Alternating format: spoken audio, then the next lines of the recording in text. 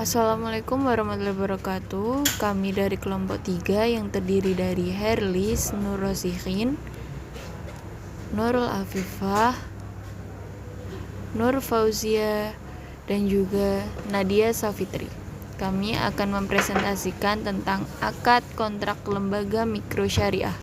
Pengertian produk penghimpun dana.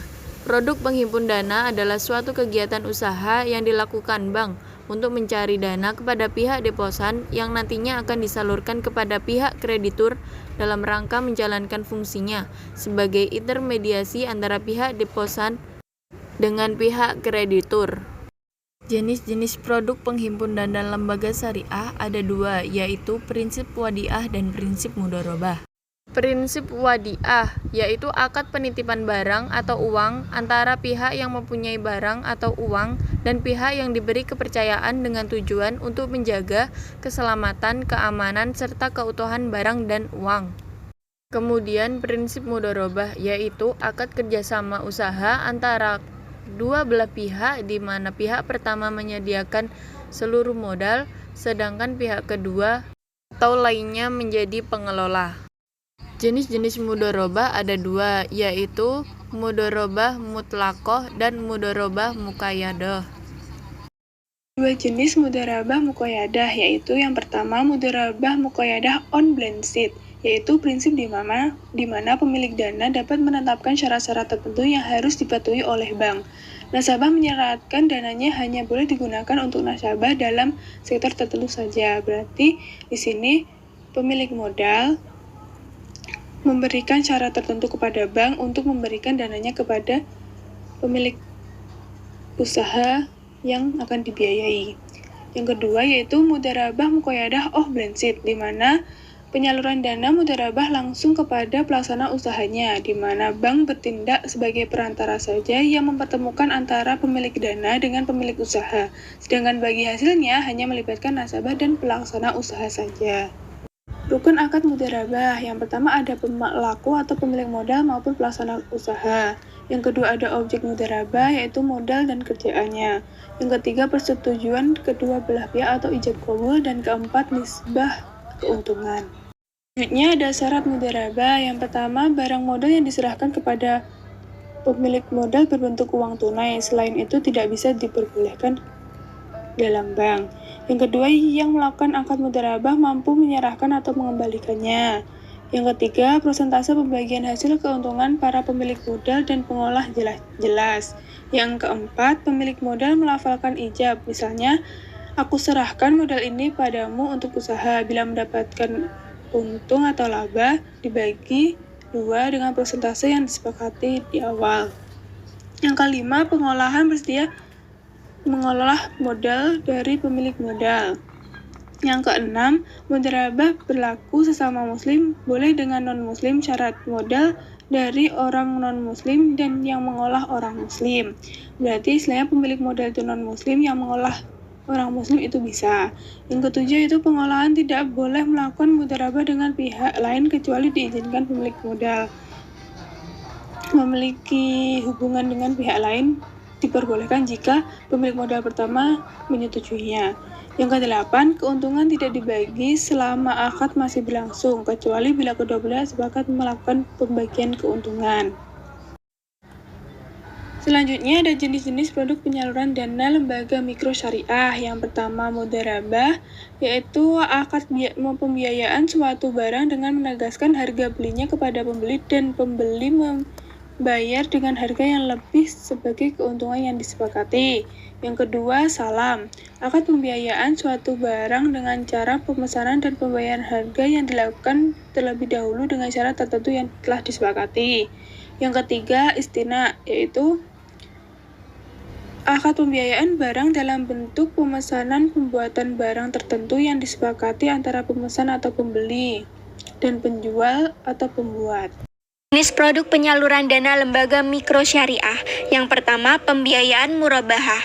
Pembiayaan murabahah atau al-bai bisaman ajil berasal dari kata ribu atau keuntungan.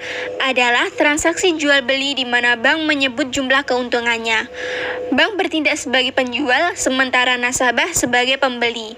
Harga jual adalah harga beli bank dari pemasok ditambah keuntungan atau margin.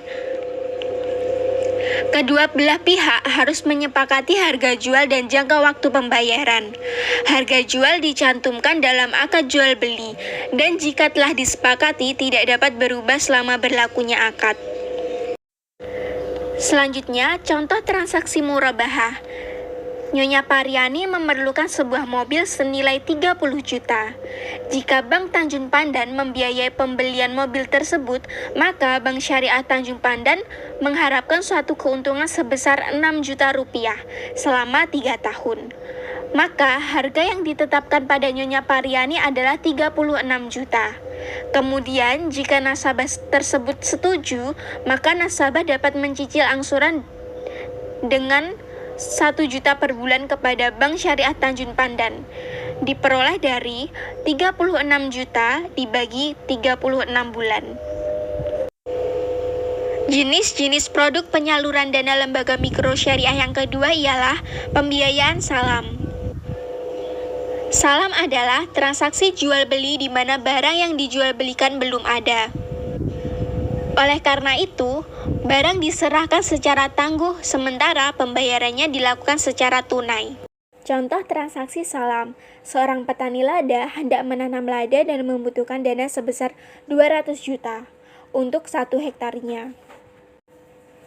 Kemudian, Bank Syariah Tobu Ali menyetujui dan melakukan akad di mana Bank Syariah Tobu Ali akan membeli hasil lada tersebut sebanyak 10 ton dengan harga 200 juta.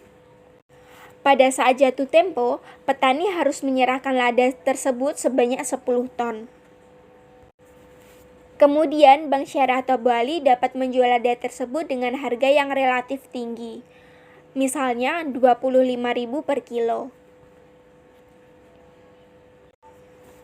Dengan demikian, penghasilan bank adalah 10 ton dikali 25.000 sama dengan 250 juta. Dari hasil tersebut, maka Bank Syariah Tobu Ali akan memperoleh keuntungan sebesar 50 juta. Dan yang ketiga ada pembiayaan istisna. Produk istisna menyerupai produk salam, tapi dalam istisna pembayarannya dapat dilakukan oleh bank dalam beberapa kali pembayaran.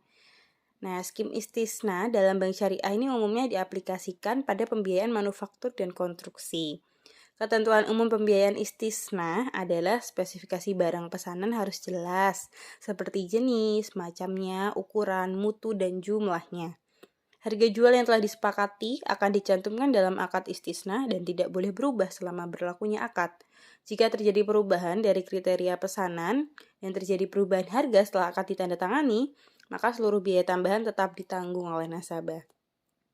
Jadi contoh transaksi istisna yaitu ini ada contoh CV Sungai Layang yang bergerak dalam bidang pembuatan dan penjualan sepatu memperoleh order untuk membuat sepatu anak sekolah senilai harga 60 juta dan mengajukan permodalan kepada Bank Syariah Koba. Dengan harga per pasang sepatu yang diajukan adalah 85.000 dan pembayarannya diangsur selama 3 bulan. Harga per pasang sepatu itu di pasaran sekitar 90.000. Dalam hal ini, Bank Syariah Koba tidak tahu kan berapa biaya produksi yang sebenarnya. CV Sungai Layang memberikan keuntungan 5.000 per pasang sepatu atau keuntungan keseluruhan adalah 3.529 sekian itu yang diperoleh dari perhitungan. Baik, sekian. Terima kasih. Wassalamualaikum warahmatullahi wabarakatuh.